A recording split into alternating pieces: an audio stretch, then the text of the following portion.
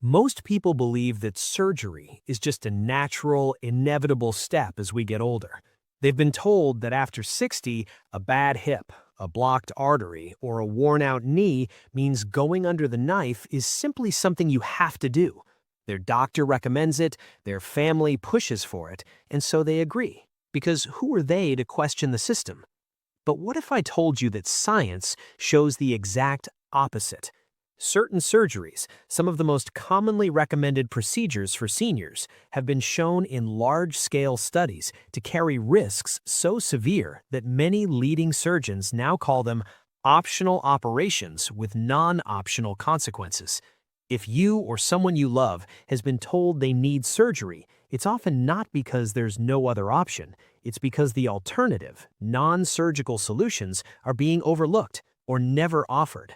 Today, I'm going to reveal 5 specific surgeries that science proves carry extraordinary risk for adults over 65. And make sure you stay until the end, because surgery number 5 is the most misunderstood procedure that even many family doctors fail to warn you about. After the age of 65, your body enters a profoundly different biological phase. Your cellular repair mechanisms, immune response, and anesthetic tolerance naturally begin to operate on a completely different set of instructions. These are not failures, they are processes that carry serious implications when surgery is introduced. Think of your body like a vintage, precision-built clockwork engine. The craftsmanship is extraordinary, decades of experience encoded into every system, but the tolerances are tighter, the recovery time is longer, and if you try to run a 70-year-old system through the same repair process you'd use on a 35-year-old body, things don't just slow down, they can catastrophically break down.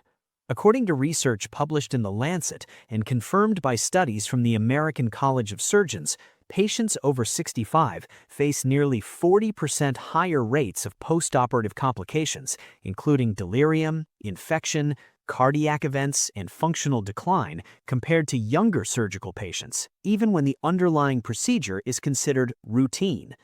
The question is never just, can this surgery fix the problem? The real question is, can this body survive the fix? Surgery number 1, spinal fusion for back pain.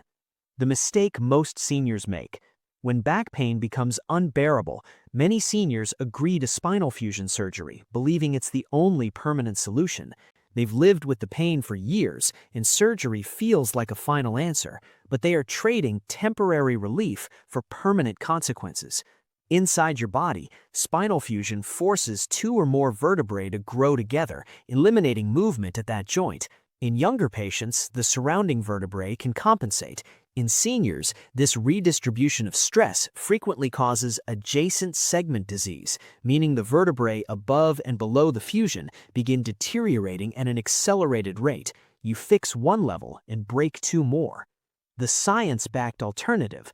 A landmark study in the New England Journal of Medicine found that structured physical therapy combined with targeted pain management produced outcomes equivalent to surgery in the majority of chronic back pain patients, with none of the surgical risk.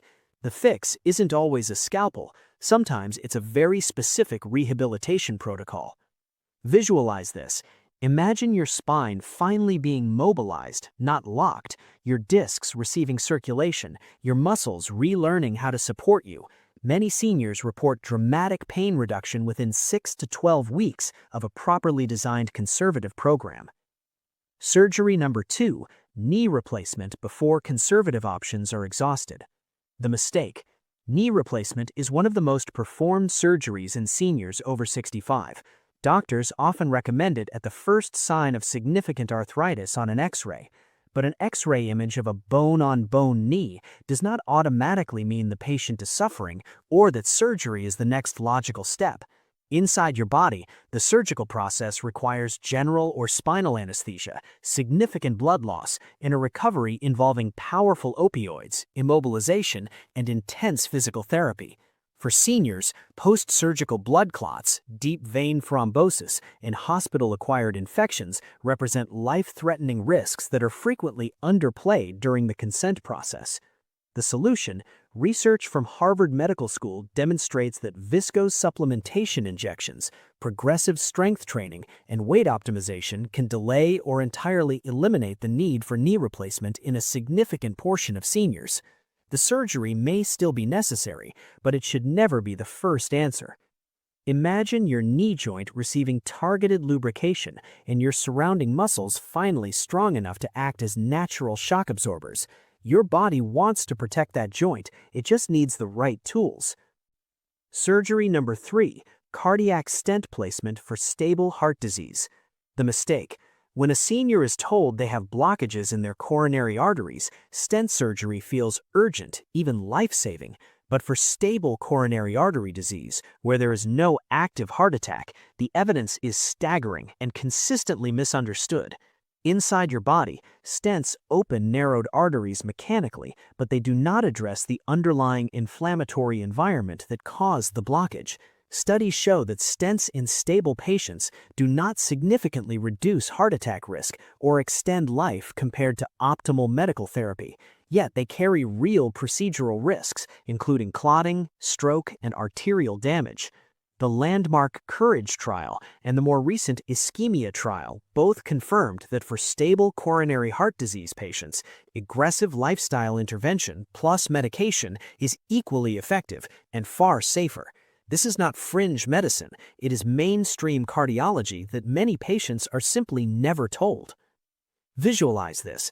Imagine your arteries becoming naturally more flexible, your inflammation markers dropping, your heart muscle receiving better oxygen, not from a metal scaffold, but from within. That is what optimized medical therapy achieves.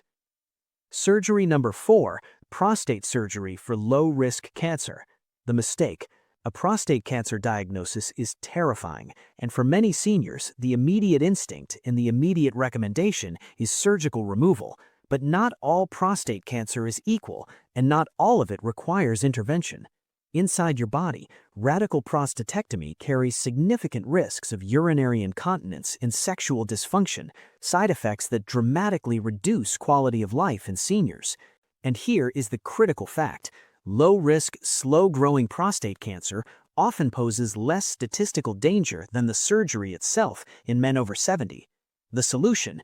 Active surveillance, a rigorously monitored, watchful waiting approach endorsed by major cancer institutes, has been shown to produce equivalent survival outcomes in low-risk prostate cancer patients. Many men who choose surveillance never need treatment. The cancer simply never progresses.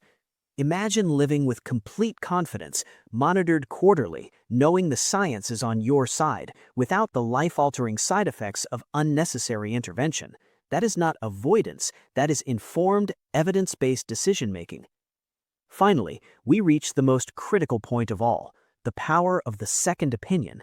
This is the silent factor because it feels uncomfortable, it feels like distrust, but study after study, including research from the Mayo Clinic, shows that up to 88% of patients who seek a second opinion receive a new or refined diagnosis. For surgical recommendations specifically, second opinions frequently result in non-surgical alternatives being offered for the first time. Your body is extraordinarily intelligent. It wants to heal. It wants to function. It just needs you to be the informed, courageous advocate it deserves. So I want to hear from you. Which of these 5 surgeries surprised you the most? Has a doctor ever recommended one of these to you or a loved one? Drop it in the comments below. I read every single one, and your experience helps this community stay protected.